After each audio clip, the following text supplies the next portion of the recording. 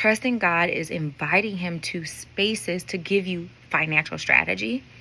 And not only financial strategy, to give you clarity. All right, y'all. I want to talk about something that was sitting on my spirit real heavy today. And that is, what does it look like to actually trust God with your money? What does that look like? Because a lot of us talk about it and it's kind of hard to conceptualize what that means. And especially with everything that we're doing on a day-to-day basis, there's distractions that happen. So I want to talk to you guys about that today. And hopefully you guys can get something out of it, just like I have. And so the first thing is praying for God to be connected to your money. What does trusting God with your money look like? Well, that's one, praying. I'm going to tell you why in a minute. But praying is one of those things that you just have to be doing. And not only praying, but planning. A lot of you may know, or some may not know, I am a tax strategist, tax planner. I help people plan for taxes to pay less money. And the one thing that I talk about the most is planning and preparation, being proactive instead of reactive. So this is one of the things that you also have to look at when we're talking about trusting God with your money. Well, I want to pray, but I also want to make sure I'm planning for things financially. Now, when we start to take that shift, what does that mean? Well, I like to look at it like faith without work is dead.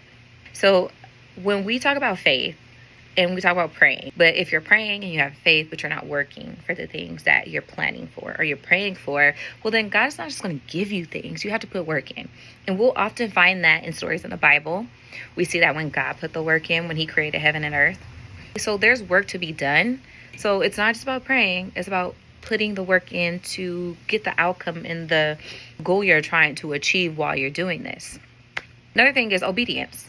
Why do I say obedience? Well, obedience is being able to say no to the thing that feels good financially.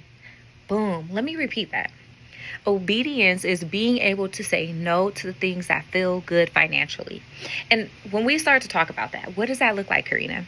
Well, what does that look like? When we are saying no to things financially, that means God is asking us to be obedient in a moment that we may not understand.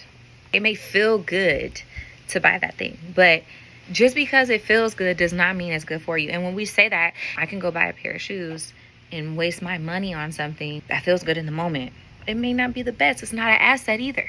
It's not going to give me a return on investment. It's going to give me this little bit of gratification and then I move on to the next thing. And there's nothing wrong buying shoes, y'all. I'm just saying when we're in a position to have financial stewardship and do it in a way that makes sense for where we are, then this is what I'm saying. Now, we got the obedience. One other thing I want to talk about with obedience. When we talk about obedience, can do the thing that you feel God is telling you to do, even when it doesn't make sense, even if it doesn't benefit you right away, even if it is painful, right? It may be painful that I don't want to buy that.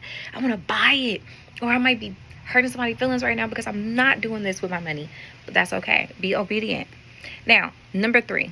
Now, you guys, trusting God does not mean ignoring your bills and doing things like that. No, that's not what I'm saying. Trusting God is inviting him to spaces to give you financial strategy. And not only financial strategy, to give you clarity. And I'm going to tell you something. I'm going to tell you a little story and then I'll be finishing it. So I had recently wanted to make an investment in something. I had already made the first investment. I said, maybe I don't need that second investment, right? This is going to yield me triple my return.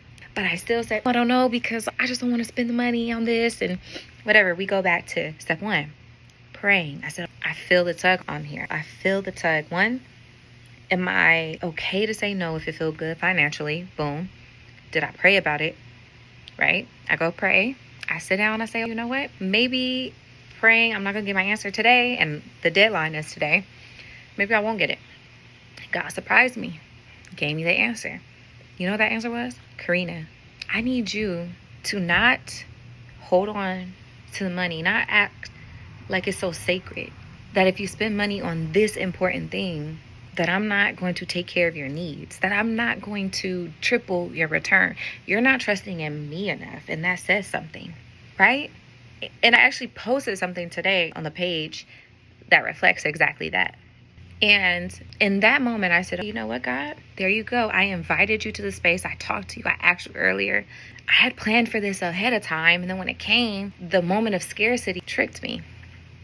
But you guys, we're living in abundance. We're not living in scarcity. We're not living in lack, right? We're not living in a moment where we're not trusting God that when we do purchase something or do make a purchase financially, that it's not going to be part of financial stewardship, building wealth, and creating a legacy. Now, the last thing I want to say is within this, even if you only have the last $500 and you feel like this will do something, triple your investment or yield you something, right? What's the moment you should do? Not panic. Ask God for a strategy. Ask Him for clarity. Invite Him into the space. Even in that moment when I did that, God gave me clarity.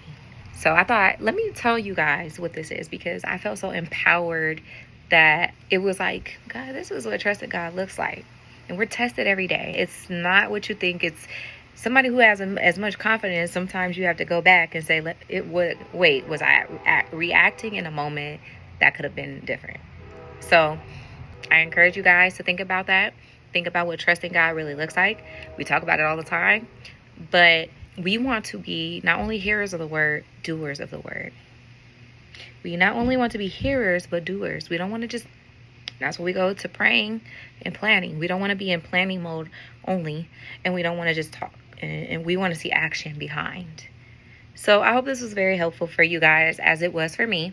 And I am so excited to continue on this faith and finance journey with you guys. I'm also learning as you're learning. So we're learning together. We're growing together. We're stewarding our money. We're doing it in a way that is faith-led. And we are also creating legacies. I'll talk to y'all later.